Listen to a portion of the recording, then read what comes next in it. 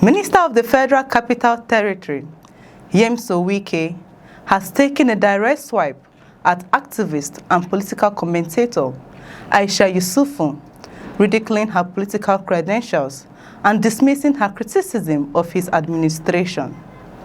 Wike's remarks came while responding to comments allegedly made by Yesufu, in which she reportedly stated that she had no business engaging him because he was merely an appointee of government. The FCT minister, known for his blunt and often combative political style, did not hold back as he questioned Yesufu's political relevance and electoral record. There is one woman, Aisha Yesufu, who said Wike is an appointee of government and that she has no business with appointees. Wike said during a public event, "You speak grammar, oh, ordinary primary election under the NDC. What happened?" The minister's comments drew laughter from supporters present at the event as he continued his attack.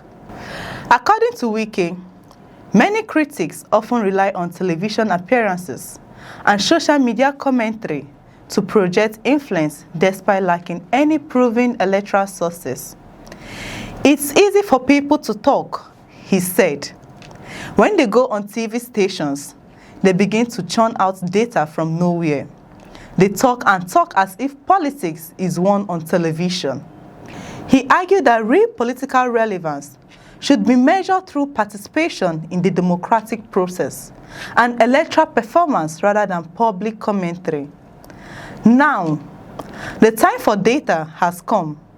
"What happened?" Wike asked rhetorically. Foul, it didn't work."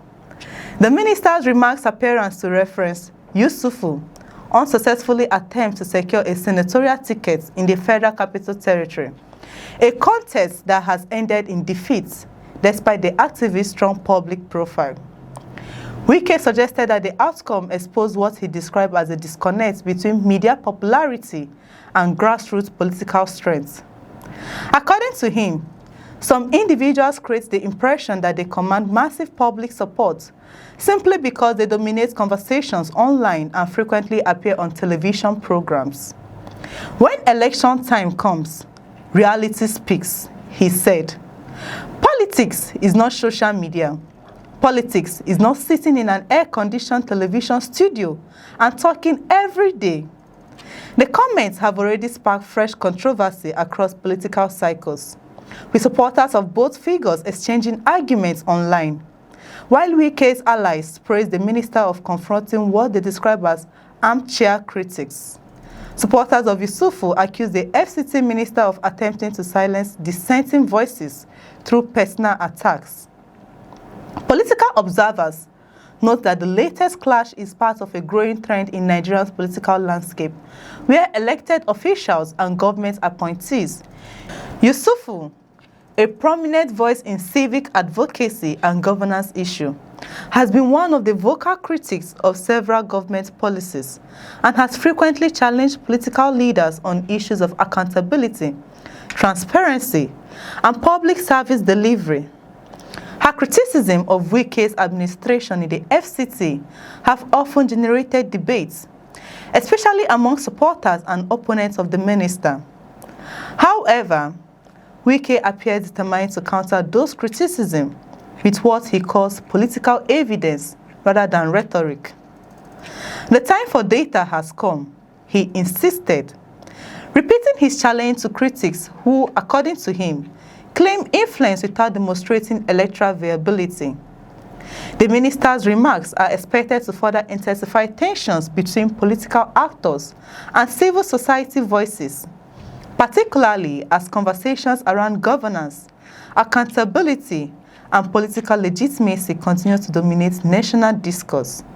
For many observers, the exchange raises a broader question about the relationship between activism and electoral politics.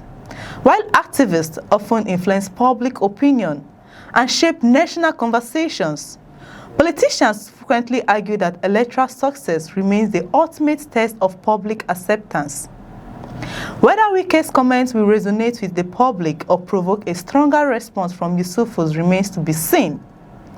What is certain, however, is that the FCT minister has once again placed himself at the center of political controversy, using his trademark bluntness to challenge one of Nigeria's most recognizable activist voices. As reactions continue to pour in, the Viber clash has added another chapter to the ongoing battle between political power holders and outspoken government critics, a contest that shows no sign of ending anytime soon. That's all for now on News Express, and if you find this insightful, kindly like, subscribe, and share this video. I'm Chidera Esum. Thank you for watching. Do have a beautiful day.